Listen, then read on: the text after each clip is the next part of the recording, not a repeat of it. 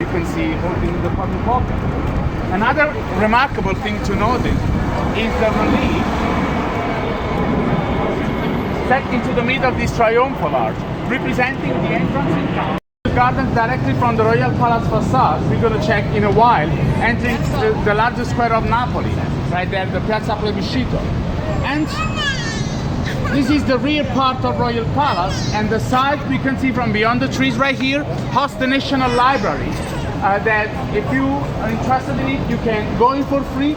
And on the opposite side, got a beautiful hanging garden and a terrace where you can dominate the Neapolitan way. But check also that there's an entrance among the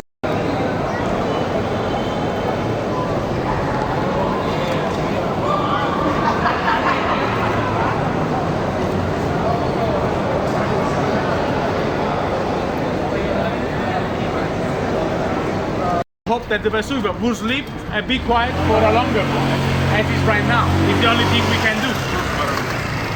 But if you look at the opposite side of the square, you can see two beautiful buildings being right upon a hill. The hill is called Vomero and gives the name to the entire district of top. The easiest way to reach the top of the hill is catching the funicolare, a cable car. There are two different stations of cable car in the city center. I will show you where are set.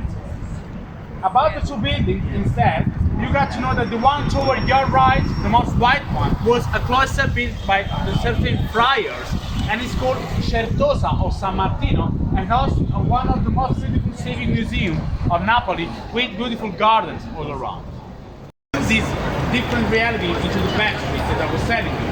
We go a bit up and down into the Dedalus or narrow streets of this area, and we have two stops where I can give you some cultural information and then historical things about the district right here. The other thing you got to get in your mind is that we are also famous here in Napoli for our sort of crazy way of driving, on one hand. For us, it's normal to zigzag among people or to fulfill your promise, or you can be a shrine or temple like this one. That's why there are hundreds and hundreds of temples like this. We call them ancient aristocratical family palace that it was into a church by the Society of Jesus Priests, by the Jesuits. So since the palace had been transformed and turned into a church, had been named the Jesus Church, this square is the Jesus Square. We've entered into the heart of the old Greek town, as I was telling you before, and the old city of Napoli is an UNESCO World Heritage for a couple of reasons. It's one of the largest you can find all over Europe, and the most important thing is that it still develops following exactly the same procedure and better. But looking to the top, you can also toward the window there you can find a triangle away, and you see there are different signs.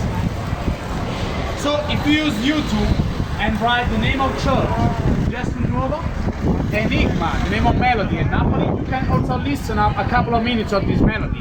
That can sound kind of a bit creepy, but no worries, nothing bad is gonna happen. So we walk to our very last stop, and even if you get distracted by the windows of alchemists, halfway amongst a chemistry and a wizard. And when people saw the statue, they thought that no human being could have worked the marble in such a way, but that alchemists should have found a formula to marbleize the veil put over the body.